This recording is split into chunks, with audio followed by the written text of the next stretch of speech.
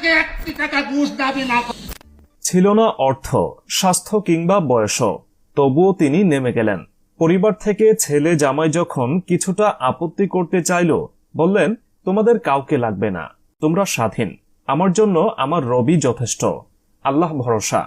প্রথম দিন তিনি প্রচারণায় গেলেন একটি রিকশায় চড়ে একা একা।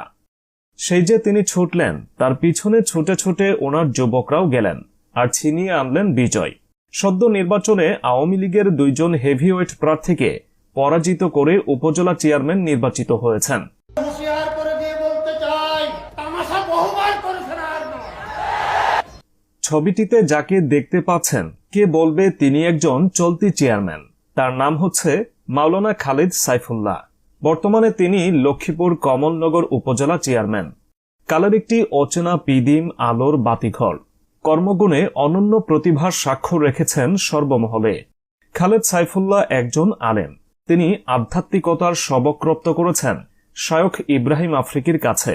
তিনি আমিরে শরীয়ত সাংসদ মোহাম্মদুল্লাহ হাফেজি হুজুর রাহমতুল্লাহি আলাইহির স্নেহধন্য শিষ্য এবং জামাতা। তিনি একজন সুবক্তাও। দেশের প্রত্যন্ত অঞ্চলে ওয়াজ মাহফিল করে বেড়ান। তার মাহফিল মানেই ক্ষুধা ভীতির ক্লাস, আধ্যাত্মিকতার সুপেয় শরাব। প্রায় প্রতিটি মাহফিলেই তাকে প্রভুর ভয়ে দণ্ডপ্রাপ্ত আসামির মতো ডুকরে ডুকরে কাঁদতে দেখা যায়। আগে তিনি নিজ উপজেলার 8 নং চরকাদিরা ইউনিয়নের সফল চেয়ারম্যান হিসেবে দায়িত্ব পালন করেছেন।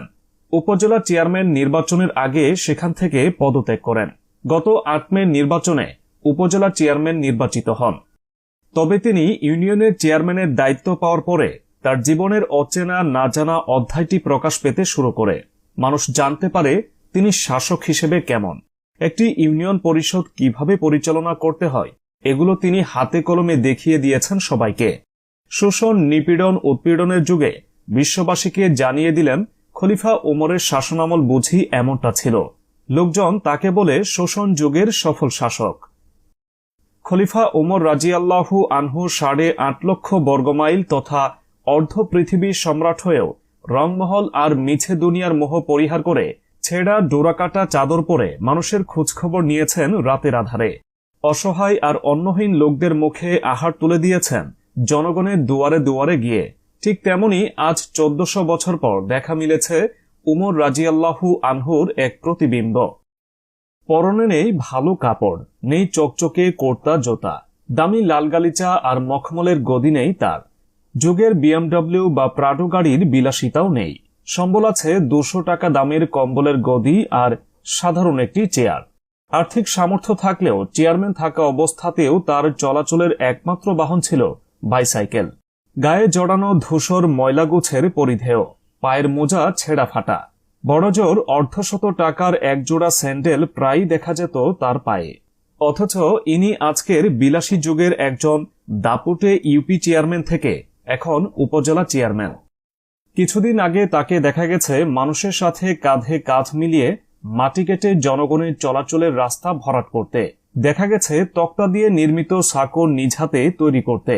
চলার পথে কারো মালবাহী গাড়ি আটকে গেলে নিজ হাতে ঠেলে দিতে। আপনি হয়তো ভাববেন তার গায়ে জোর আছে, তিনি টকবগে যুবক। আসলে তা নয়, তিনি ষাটোর্ধ্ব ধবল দাড়িওয়ালা মুরব্বী।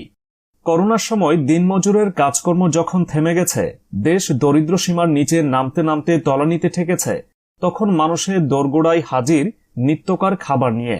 নিজেই সাধারণ কামলা হয়ে নেমে পড়েছে ময়দানে। অন্য কারোর কাবিখাই নয়, নিজেই যেন খাবার গ্রহণ করেন জনগণের কাজের বিনিময়ে। নিজেই চাল আলু নিয়ে যাচ্ছেন অসহায় মানুষের ঘরে ঘরে। তার দেশপ্রেম, গণমুখী ভালোবাসা আর জনপ্রীতি প্রমাণ করে তিনি কেমন মানুষ। সস্তা জনপ্রিয়তার জন্য নয়, মানুষকে ভালোবেসেই তাদের বিপদে পাশে দাঁড়ানোর দুর্দণ্ড নাবিক। গ্রাম বাংলার প্রতিটি উপজেলা, ইউনিয়ন ওয়ার্ডে এমন শাসক বাংলাদেশ দেখতে মুখিয়ে আছে। উন্মুখ হয়ে আছে দেশের জনগণ।